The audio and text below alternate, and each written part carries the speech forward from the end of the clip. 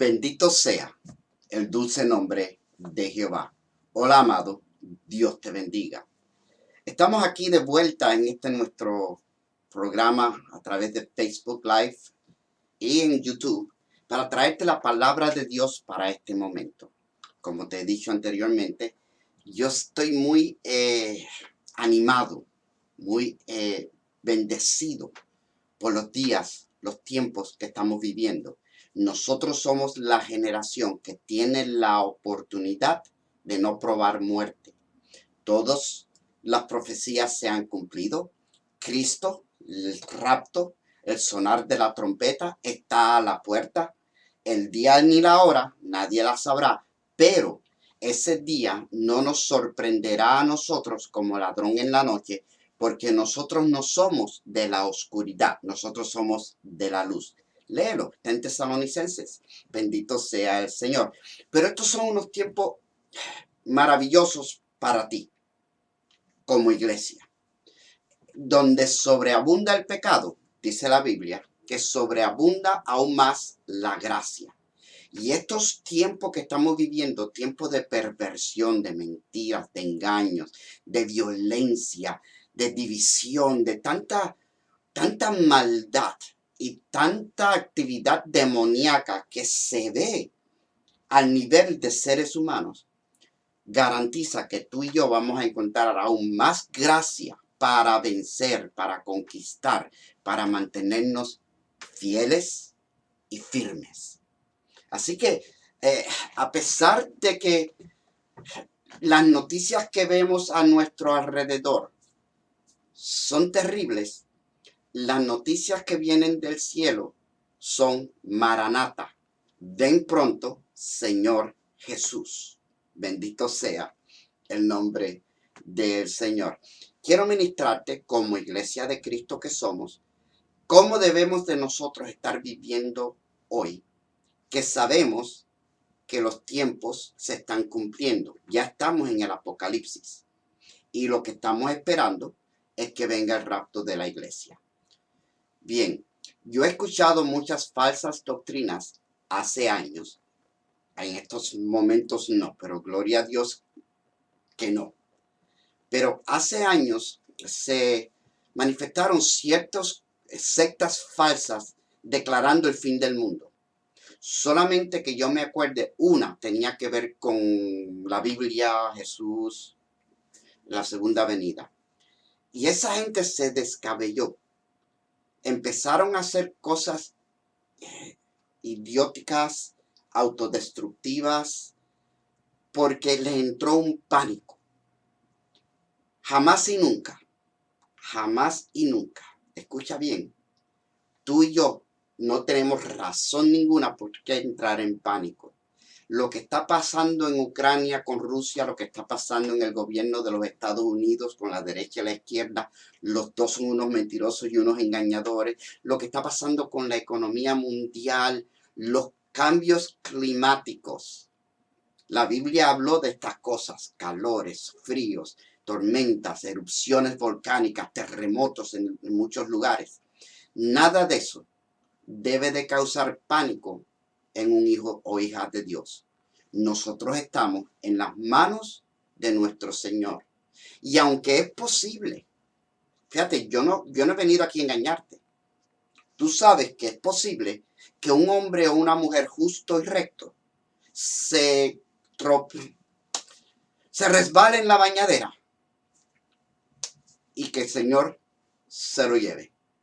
Esas son realidades de nuestra existencia, pero en el plano de lo espiritual y por lo tanto lo emocional, lo mental, la lógica, el sentido común, aún en lo económico, nosotros no entramos en crisis porque nuestro Cristo está en control de las situaciones que se están moviendo hoy por hoy en nuestro planeta y mucho más. Está en control de tu vida y la mía si tú como yo todos los días se la pones en sus manos. Así que no estamos hablando de pánico, pero sí quiero darte ciertas instrucciones, ciertas revelaciones para que cuando suene la trompeta el Señor no te encuentre en tu casa mordiéndote las uñas, comiéndote las uñas porque estás nervioso por las cosas que están pasando. Ese nunca ha sido el llamado de la iglesia. Acuérdate que nuestro Dios se identifica como Jehová Dios de los ejércitos. Y tú y yo somos parte de ese ejército. Amén. Bendito sea el nombre de Jesús. Y te voy a dar bien rapidito, pero bien profundo, algo que tú vas a hacer en lo que esperamos la venida de nuestro Señor. Y voy a usar como hincapié este precioso versículo. Amén. Vamos a leerlo. Primera de Pedro 3:15. Santificar a Dios el Señor en vuestros corazones.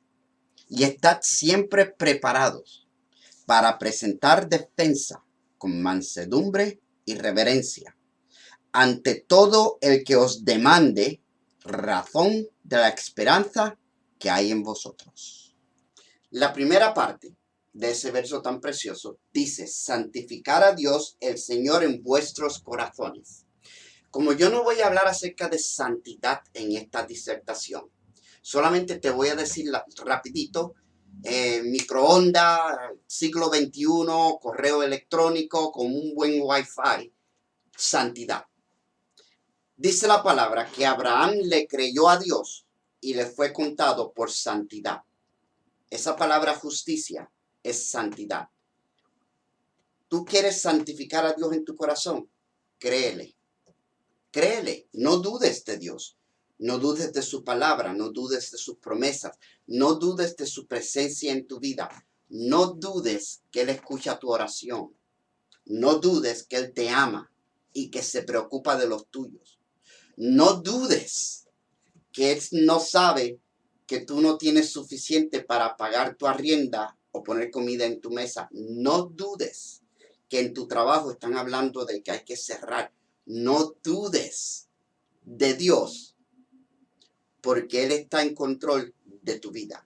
Eso es santidad, no dudar. Si algo sucede a tu alrededor, acuérdate que Dios ya sabía antes de que tú nacieras, antes de que Él te llamara, porque nosotros no nos llamamos a nosotros mismos, Él nos llamó a la salvación. Y ahora estamos aquí y tranquilo, no dudes de que Dios tiene tu mejor interés, tus beneficios.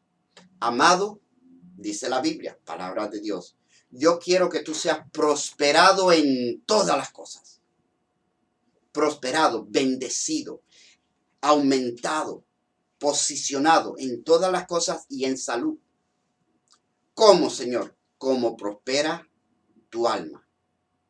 Santifica a Dios en tu corazón, créele, lee la palabra, sigue orando y clamando, y hazlo con fe, no con desesperación, con fe. Confiamos de que nuestro Dios nos escucha. Y por eso no temeré. ¿Por qué? Porque si Dios conmigo, ¿quién contra mí? Amén. Santifícalo en tu corazón. Perfecto. Vamos a hablar un poquito de esto después. Pero la segunda parte del versículo dice estas palabras bien lindas. Y eso es en sí mi disertación del día de hoy. ¿Qué vamos a hacer en lo que Cristo viene? Mira, estad siempre preparados para presentar defensa. Estad siempre preparado para presentar defensa para todo el que demande razón de la esperanza que hay en vosotros. Estamos preparados para defender nuestra esperanza. ¿Cuál es nuestra esperanza? Que Cristo resucitó de entre los muertos y que viene a levantar su iglesia. La resurrección de los muertos se llama la esperanza venidera. Nosotros estamos sirviendo a Dios porque sabemos que hay una resurrección de los muertos y hay un juicio final. Aquellos de nosotros que aceptamos a Jesús como Señor y Salvador, ya fuimos juzgados. Me encontraron culpable y me crucificaron a una cruz. A mí, sí, Jesús tomó mi lugar Eso es la crucifixión. Cuando yo me acepto y reconozco que soy un pecador y que yo me merecía el infierno, que me torturaran, que me clavaran una cruz, que me arrancaran las barbas, ese castigo es mi merecido. Pero Jesús tomó mi lugar. Ya yo fui juzgado, fui sentenciado y fui colgado en un madero. Y me enviaron al infierno. Pero como el que tomó mi lugar fue el Cordero de Dios que quita el pecado del mundo, cuando entró al infierno, el, el Hades infierno, no pudo contenerlo porque en él no había culpa. Y en el tercer día resucita. Se manifiesta a sus discípulos y a muchos otros más. Hubo como 5,000 testigos de la resurrección. Jesús se le apareció resucitado, de acuerdo a algunos libros históricos, a como a 5,000 personas o más. Y en el momento de Dios ascendió al cielo y ahora está sentado a la diestra de Dios Padre intercediendo por ti y por mí. Esa es nuestra esperanza gloriosa. Y desde esa posición, si nosotros morimos, el día de la resurrección somos levantados, alma, cuerpo y espíritu vivificado. Y vamos a morar con Él por la eternidad. Yo estoy creyendo y esperando el rapto, porque hay un momento que suena la trompeta y los muertos en Cristo resucitan primero, pero los que estamos vivos somos transformados en un abrir y cerrar de ojos. Y este cuerpo mortal se viste de inmortalidad y estaremos en la presencia de Dios siempre. Esa es la esperanza gloriosa. Amén. Así que estamos llamados a presentar defensa. Espérate. No dice a presentar ofensa, dice a presentar defensa. O sea que alguien viene a atacar o ofender y nosotros estamos llamados con un corazón santificado, porque le creemos a Dios, estamos llamados a presentar una defensa. La Biblia mismo en ese versículo te dice cómo. Déjame leértelo otra vez. Ya lo leímos, vamos a leerlo otra vez. Dice así, míralo ahí. Con mansedumbre y reverencia, no jactancioso, no con contención, no prepotente, no con ganas de pelear, y con reverencia. Yo voy a respetar tu incredulidad y posiblemente hasta tu falta de reverencia. Y como yo tengo porte y pudor y el Espíritu Santo, yo no voy a entrar en argumentos contigo. Mira qué interesante. Te voy a regalar esto. La Biblia dice que en los postreros días vuestros hijos y vuestras hijas profetizarán. Tú y yo vamos a tener manifestaciones de don profético en el sentido que de nuestra boca va a salir sabiduría y va a salir palabras que penetran la oscuridad y que le hablan a la conciencia y al corazón de las personas con las cuales estamos teniendo un diálogo acerca del Señor. Ese don ya está en ti. Pero mira qué interesante. La Biblia dice que la profecía es para el creyente. Nosotros no estamos llamados a contender con incrédulos, porque las perlas no se le echan a los cerdos, ni se le da a los perros lo que es santo, porque entonces se revuelcan y te atacan. Estamos llamados a defender nuestra fe y nuestra esperanza con aquellos que vienen con una actitud de curiosidad y quizás vienen a confrontar, pero si lo hacen porque es curiosidad más que rebelión, tú estás llamado a defender nuestra posición como cristianos. Nosotros creemos lo que creemos. ¿Por qué? Porque la Biblia lo dice. Perfecto. Ahora te voy a llevar a una parte donde te voy a ministrar de una manera poderosa para que puedas pararte en tu fe Fácil. No necesitas un diploma de teología o ser un profesor de universidad. Mira qué lindo. 3 verdades en las cuales tú te vas a parar para poder enseñarle a otros el camino a la salvación. Número 1, la Biblia es la palabra de Dios. En estos tiempos que estamos viviendo, uno de los ataques más salvajes es en contra de la Biblia. Es de esperarse porque nuestro fundamento es la palabra de Dios, la roca inconmovible de los siglos. Nosotros no tenemos nuestra fe fundada en emociones, no fundamos nuestra casa en la arena. Cuando tú fundas una casa en la arena y vienen las pruebas y los ataques del mundo, del enemigo, de las tentaciones, del diablo, de lo que sea, tu casa se cae. Porque está fundada en emociones. Por eso hay tantos cristianos que dudan de la oración.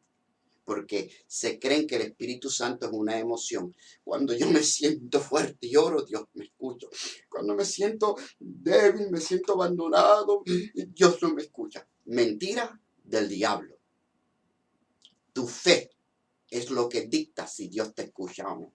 Por eso cuando escuchamos y leemos salmos de David, que a veces está en victoria, bendito sea Jehová mi roca, quien adiestra mis manos para la batalla y mis dedos para la guerra. Y en otros está diciendo, ay Dios mío, ¿por qué me has desamparado? Porque él estaba teniendo batallas en su alma como las que tenemos tú y yo. Pero en esa oración, Dios lo escuchó. Es más, Dios profetizó, porque ambos salmos son proféticos. Bendito sea el Señor. A pesar de cómo David se sentía, David todavía profetizaba. Tú y yo, nuestros hijos y nuestras hijas profetizarán. No se trata de cómo yo me siento, se trata de que le creo a Dios. Y la Biblia es la palabra de Dios. Nosotros estamos llamados a defender la veracidad de la Biblia. Mira qué lindo. Muchos intelectuales han encontrado fallos en ciertas tonterías de traducción, y son tonterías. Por ejemplo, en el principio Jehová Dios, cuando creó los cielos y la tierra, creó al hombre, sopló en la nariz, dice, sopló en su nariz aliento de vida. La traducción que dicen hoy en día que es correcta es en sus sinuses. Sopló en sus sinuses aliento de vida. La verdad, si tú me preguntas a mí, yo diría que le sopló en los pulmones aliento de vida. Pero hay quienes descartan el Génesis porque dice nariz y no sinuses. Entonces tú tienes que tener cuidado. ¿Por qué te están atacando la Biblia? La prueba de que la Biblia es la palabra de Dios es fácil. No se trata de fe. Yo he escuchado a muchos cristianos con buen sentimiento, con buenas intenciones, cuando le preguntan, ¿cómo tú sabes que la Biblia es la palabra de Dios? Mío, es por la fe. Hay que creer, es por fe. Y yo lo siento mucho. Eso para mí no es suficiente, nunca lo fue. Yo conocí budistas que estaban comprometidos con Buda y su libro por fe. Los musulmanes hacen lo mismo. Los católicos tienen más que yo he conocido, tienen más fe en el misal que en la misma Biblia. Y la Biblia de ellos tiene un montón de libros añadidos. Así que por fe no es suficiente. Yo te voy a dar la razón bíblica por la cual creemos que la Biblia es la palabra de Dios. Está en Apocalipsis 19:10. Es un verso largo. Esta es la única parte de ese verso que tiene que ver con nosotros. Yo sé que la Biblia es la palabra de Dios porque el testimonio de Jesús es el espíritu de la profecía. El testimonio de Jesús es el espíritu de profecía. A Juan el apóstol le enseñó el ángel unas ciertas cosas y él se maravilla de tal manera que se postra a adorar al ángel. Y el ángel dice, no, a mí no se me adora. Adora a Dios. Porque el espíritu, el testimonio de Jesús es el espíritu de profecía. No hay otro libro en el mundo, en la creación, que sea tan profético como la Biblia. Y las profecías de la Biblia se cumplen al pie de la letra. Por eso la palabra misma nos enseña que la profecía no depende de interpretación. Las epístolas, salmos, leyes, sí, pero no profecía. Cuando Dios habla, lo que Dios dijo se cumple. Y si no se cumple exactamente como lo dijo, es mentira. Descártalo. Y hoy en día tenemos un montón de falsos profetas. Hay un montón de personas allá afuera que te dicen una media verdad. Y con esa media verdad te manipulan. Mire, mira esto. Mi primera esposa solía decir, una media verdad puede ser una mentira total o totalmente mentira. Eso lo decía mi primera esposa. Una media verdad puede ser una mentira completa. Y si es una mentira, te puede usar para manipular. Déjame explicarte algo, porque la vida verdadera en estos momentos está diciendo que sí. ¿Cuántas esposas yo he tenido? Una. Mi primera esposa. Pero como yo lo dije de esa manera, cuando yo dije mi primera esposa decía, el que no conoce se creyó que yo tenía otra esposa antes de la que tengo hoy y que posiblemente se murió porque ella decía. Y lo que sucede es que ya Judy no lo dice. Yo tengo la misma esposa, mi primera esposa, y ella hace tiempo que no dice eso. Ahora el que lo dice soy yo. ¿Viste como una media verdad puede jugar con tu mente y mandarte a pensar lo que no es? Por eso es importante que conozcas el consejo completo del Espíritu Santo de Dios, que conozcas la Biblia. Por eso a mí me gusta tanto cuando predico ponerte el versículo, para que después lo busques en tu casa. Mira, llénate del conocimiento de la palabra de Dios. A Dios quiere, nos dice en Jeremías, yo quiero que me entiendan y me conozcan. No solamente me conozcan, me entiendan y me conozcan. Nosotros creemos que la Biblia es palabra de Dios porque toda profecía de la Biblia se ha cumplido y por lo tanto estamos completamente seguros que Cristo viene pronto. Y el que quiera argumentar contigo, que te pruebe que no hay profecías cumplidas. Yo no tengo que probarte que es profecía. ¿Por qué? Porque la profecía es para el creyente. Y si tú no puedes ver que Cristo contesta oraciones, si tú no puedes ver que hay millares de hombres y mujeres a través de la historia que le han entregado su vida a Dios por ver que esto se cumple, yo no tengo nada que decirte. Cuando tú quieras aprender, cuando tú quieras entrar humilde a que Dios te enseñe los secretos de su corazón, yo te puedo ayudar. O te puedo guiar a un pastor, a un maestro, a un profeta, a un apóstol, a un evangelista, a un anciano de la iglesia, para que él te lo enseñe. ¿Viste cómo defendí el evangelio? Con autoridad, con carácter, pero sin tener que ofender a nadie. ¿Tú no quieres creerlo? No hay problema. Sigue tu camino y yo sigo el mío. La Biblia es palabra de Dios porque toda profecía de la Biblia se ha cumplido al pie de la letra. No tiene nada que ver con fe, tiene que ver con evidencia. Se cumplieron. Aunque los romanos, los judíos y el mismo diablo no la quiso creer, lo que estaba profetizado se cumplió al pie de la letra. Mucho de ello en la vida del Cristo. Por eso sabemos que Jesús es el Cristo. Y que el testimonio dice que el testimonio de Jesús es que las profecías acerca del Mesías se cumplieron, todas en él. Solamente faltan las que tienen que ver con que el Mesías regresa con poder y gloria. Vean, ya te di tremenda predicación. Párate en esa fe. Créele a Dios. La número 2, y esto es importante porque estamos entrando en un periodo espiritual que se llama la apostasía. De este espíritu de apostasía, que son personas que conocen la Biblia y a Dios, la tuercen para manipular a los creyentes.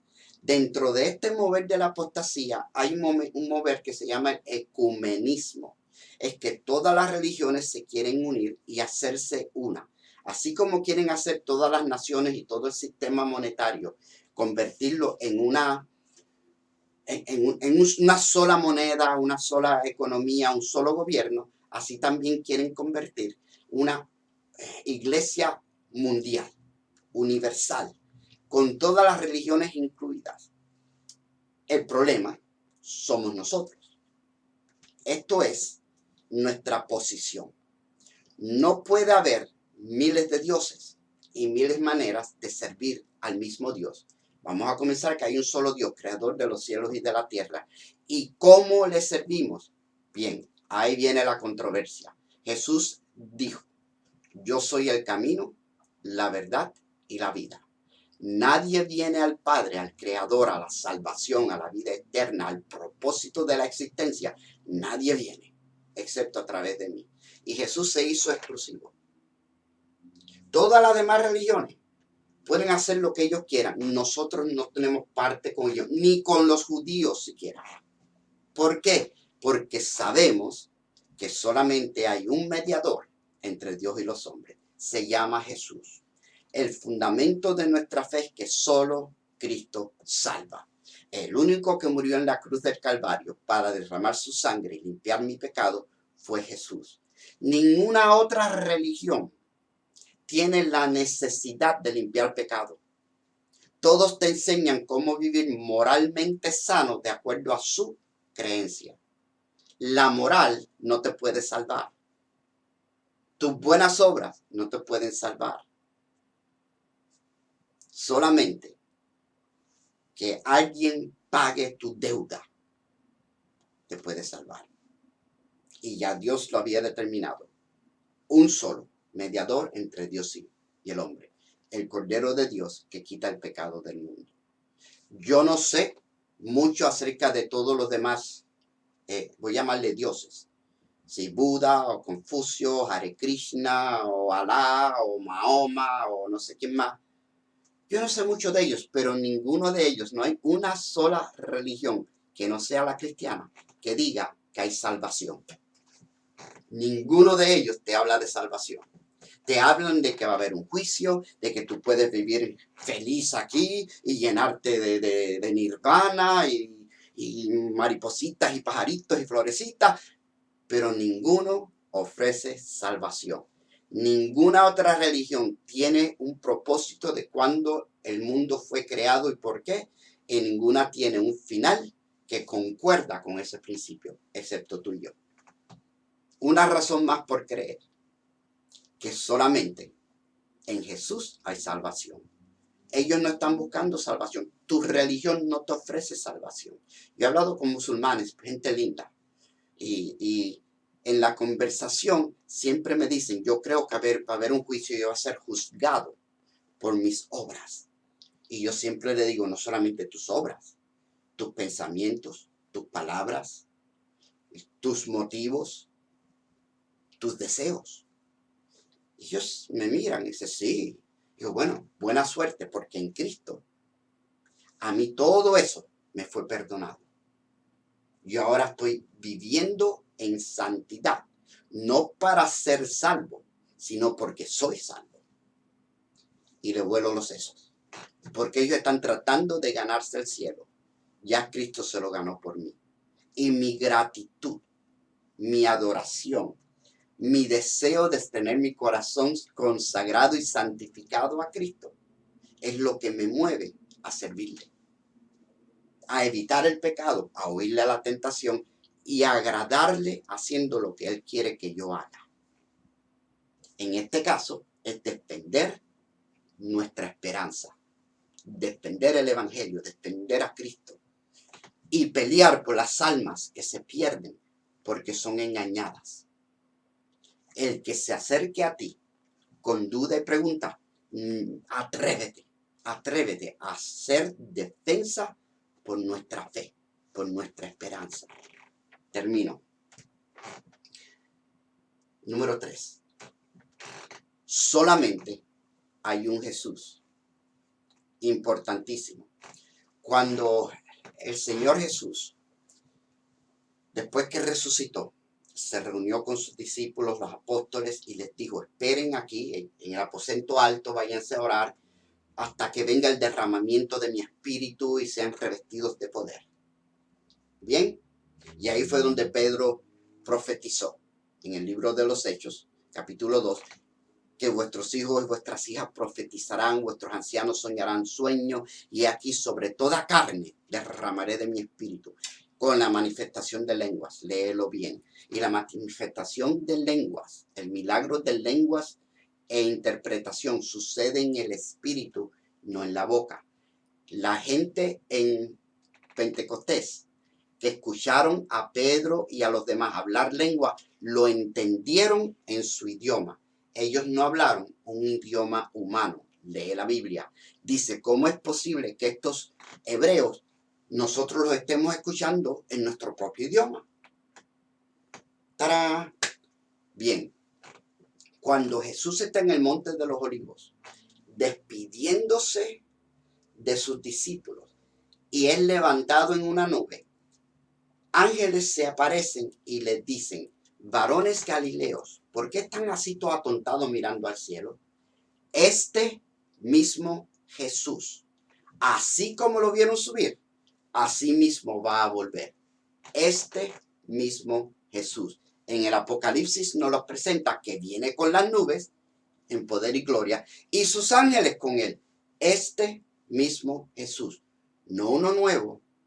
No se va a presentar un hombre y va a decir que ahora es Jesús que regresó. Yo soy el Cristo. Nací en donde sea que nació y tengo a mi mamá y a mi papá, o tengo a mi mamá pero mi papá es Dios. No, no es un nuevo Jesús. No es una versión updated. No sé cómo decirle. Una nueva versión. No, es el mismo Jesús. El mismo. Por eso estamos esperando rapto.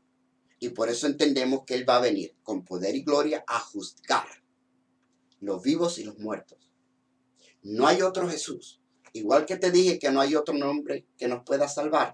Nosotros no estamos esperando un nuevo Cristo.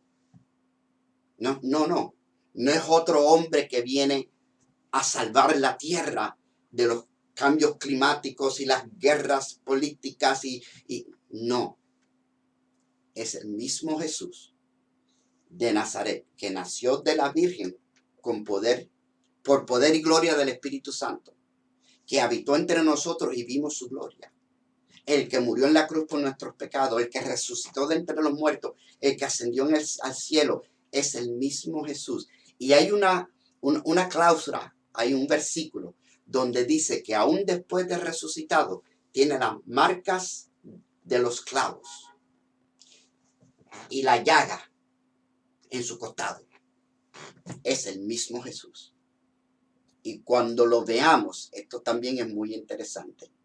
Cuando lo veamos, es más, cuando el mundo lo vea, dice la profecía, creo que es en Zacarías, la voy a buscar después, que van a entender lo que nunca les fue explicado. ¡Wow! Bendito sea el nombre del Señor. Hay una manifestación poderosa de la palabra de Dios que tú la vas a experimentar. Te lo garantizo en el Espíritu. Tú vas a explicar cosas y ellos te van a entender, aunque tú no estás ni siquiera seguro que fue lo que tú dijiste.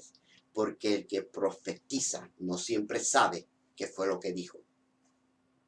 Simplemente ama las almas lo suficiente para que cuando vengan a menoscabar tu fe, la palabra de Dios o la persona de Jesús, párate y ofrece defensa por lo que nosotros creemos. Si no lo quieren escuchar, no hay problema. Tu paz regresa a ti, tú te sacudes el polvo de tus pies y no le predicas a esa persona hasta que no regrese con una mejor actitud. Pero estamos llamados a presentar defensa. Y si alguien está creyendo en un falso Dios, un falso Cristo, una falsa solución para los problemas de este mundo, tú estás llamado a presentar defensa por esa alma que está siendo engañada. Háblale con mansedumbre, con mucho amor, con mucha reverencia, con respeto, pero corrígelo para que no se vaya al infierno mientras tú estás aquí diciendo, ay, pobrecito, ¿cómo puede creer esas tonterías? Yo no sé. No, no, no. Santificad al Señor en vuestros corazones y sé un defensor de la fe, de la esperanza, del amor, un defensor de la palabra de Dios, del nombre, sobre todo nombre, el nombre de Jesús, y sé un defensor de las almas a quien el diablo quiere engañar para llevárselas al infierno. ¿Qué vamos a hacer en lo que Cristo viene? Vamos a orar y velar.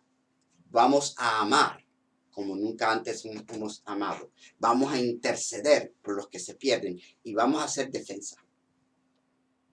Vamos a hablar, sea en los medios, sea en el trabajo, sea por teléfono, sea por carta. Vamos a defender nuestra posición como cristianos para que otros entiendan que vale la pena servir a Jehová y que la única manera de servirle es a través de Cristo. No hay otra. Cuando tú aceptas a Cristo, su Espíritu Santo te llena de poder y gloria. Y vivimos la vida. Por el poder del Espíritu podemos vivir la vida que agrada a Dios. Amén. Yo espero que esta disertación te bendiga y te promueva a ser un siervo o una sierva de Dios. Defiende el Evangelio. Dile a Dios que te dé la sabiduría, el tacto, el sabor, para que otros se acerquen a ti y te pregunten, ¿y qué es eso que tú lees? Tú eres de la iglesia, que te pregunten por qué. Y tú con amor y autoridad, preséntales a Cristo. Te he dado un bocado para que tú tengas algo que presentar. Amén. Gracias por escucharme. Yo ahora me despido como de costumbre, deseándote lo mejor que un ser humano le puede desear a su prójimo, mi hermano, mi hermana. Que Dios te bendiga. Chao.